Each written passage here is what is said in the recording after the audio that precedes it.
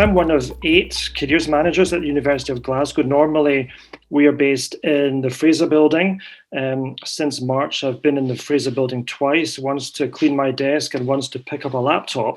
But after the next few months, hopefully we'll be all back in situ again, and we're all working from home, and that's affecting how we deliver one-to-one services and other services as well, and I'll talk you through that. Let's just start with our website. That is designed to be very scrollable and clickable, whatever device you're using. So you should find it easy to navigate on your phone, on a tablet, laptop, desktop. That shouldn't particularly matter. And it's designed to be quite intuitive. So sometimes what you're looking for will be on the home page. Sometimes it'll maybe be 1 or 2 clicks away. And the note at the top of that screen is just there to remind me to tell you that all our online services, our website stuff, our face-to-face services are available throughout your time as a student at the University of Glasgow, whether you're doing a PGT or a PhD. And all these services remain for up to 2 years after your graduation date. So it's not that there's a sudden cutoff when you graduate and you think, oh no, I've graduated, but unfortunately I can't use a career service anymore. All that is still available to you. And a lot of what we have on our website is also on open access anyway. So even beyond the 2-year cutoff, you'll be able to see a lot of our social media channels and a lot of our content on the website. You'll see at the foot of that screen that it says log into Glasgow Careers. That is a portal within our website, and you would go into that if you were looking for direct entry graduate jobs, or you wanted to book an appointment with a careers manager, and there's 1 or 2 other features within that. So when you can, just have a browse through our website if you haven't already done that. We have a further study dimension to it, just to mention that. We've got some resources on funding, also applying for postgrad study, personal statements, etc. So I suggest you have a browse through these resources as well. Let me just start with PhDs at Glasgow. These are often placed directly onto the University of Glasgow website. A good place to start is research opportunities, A to Z, and that's a simple A to Z of subjects. You can go into that for specific subjects. So for example, molecular pharmacology, and you'll see PhD opportunities within that. And also hints and tips and guidance about the application process, which is good. And then just to take you outside of Glasgow University, if you're interested in doing a wider search for PhD opportunities, Prospects is a good site.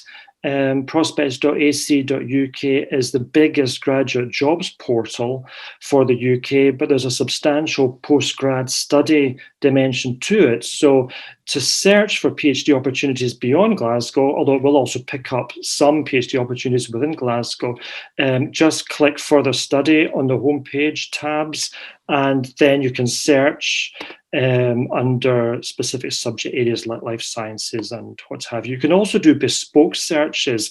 If there's something that you feel you might want to study for a PhD, you can actually put those search terms in and then do a search of opportunities on that basis.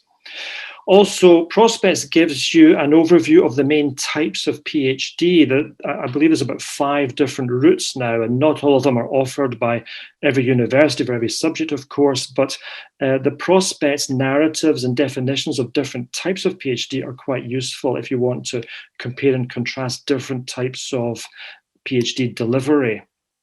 Also, findaphd.com is useful. That often gives you thousands of PhD opportunities on the go, and it will pull in international opportunities as well as right across the UK. So another potentially useful resource. And also the main job site for academic jobs and administration jobs, student services jobs, is jobs.ac.uk. But there is also a PhD section within that. And if you go into that, you'll find some free downloadable handbooks on, well, there's one there called Should I Do a PhD? So that's a kind of overarching basic question to get a handle on. And there are others there to do with Well, Hazel has spelled things out a bit anyway as to how the different years look in the PhD journey. But one or two of these booklets will go into that in some more detail as well. So what would you mainly be doing? What would your main activities be each year of the PhD program? Also, it can give you some heads up on funding opportunities. The main funding bodies tend to be the research councils and the universities themselves, but the resources on jobs.ac.uk will flag up some of the alternative funding bodies that might give a complete PhD funding package, like the Wellcome Trust, Cancer Research UK, the British Academy, etc.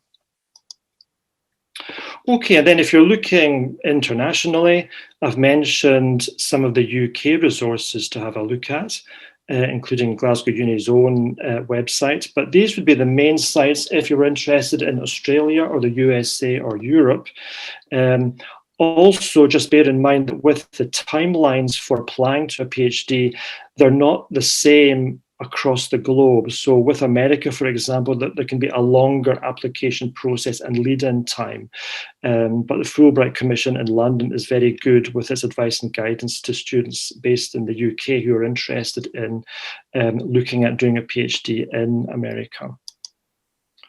Okay, and then obviously when we're doing one-to-one guidance with students, we include people's PhD applications. So just bear in mind that when you're working on an application, you can always run a draft past a careers manager. We can have a discussion about exactly what it is you're applying for. We can look at any published details about the PhD. We can look at how you're completing any of the documents that are required by the university, and we can often think of ways whereby you might enhance what you're saying as a candidate about yourself. If you're asked for an academic CV as part of your application, you could have a look at the examples on our website and also the examples on prospects. You can go beyond the usual social conventions with CVs up to a point. If you're putting together an academic CV, it can be a bit longer than one side or two sides. You might be pulling in more detail about the research skills that you've developed already, the major research projects that you've already completed. You may have some publications or poster presentations that you can put in as well. So 3 pages, for example, would not be unusual as a length of an initial academic CV. Also, we can give advice and guidance about interviews. That goes for PhD opportunities. It also goes for graduate programs and graduate jobs. We can sometimes simulate an academic interview or simulate an employer interview. So if you give us in advance enough details about the opportunity, we can run you through a practice interview, which to some extent will kind of mirror the real thing and then give you feedback about what you said and what your body language was like and so on. But with interviews for PhDs, they are a bit like interviews generally. So you're there to show your motivation, your enthusiasm, the qualities that George was telling you about earlier. You also don't have to be an expert in a PhD interview in the sense that you don't need to know at the interview what you will know after a year or two of doing the PhD. You just need to show your enthusiasm. You need to have an idea of what you want to do and be enthusiastic about it. And you need to be able to talk about your research skills and your research experience up to that point. Also, you may need to ask some genuine questions at the PhD interview because the published information on the PhD may only take you so far, and it's only through the interview that you might be able to get answers to genuine questions that you've got that will help you to make an informed decision about whether that PhD is right for you or not as the next stage in your career. So just bear in mind, we do have one-to-one career coaching sessions. All of these just now and in the months to come are by Zoom and sometimes telephone as well. You can book these up to 2 weeks in advance. And there's a kind of rolling program of appointments that go onto our system day by day. So if at any point you're looking for an appointment and they're all full, if you just check back the following day, some more will have opened up. Also, just to say very quickly that as well as our website, we're very active through a lot of different social media channels. Anything that we need to get across to undergrads or postgrads quickly is going to go onto Facebook or Twitter. Some of these other channels are for more considered pieces that we work on for a period of time, like our blog. But if you're looking at our website, have a look at some of the channels as well and just get a feel for the flavour of careers information and guidance stuff that's coming out through those different channels.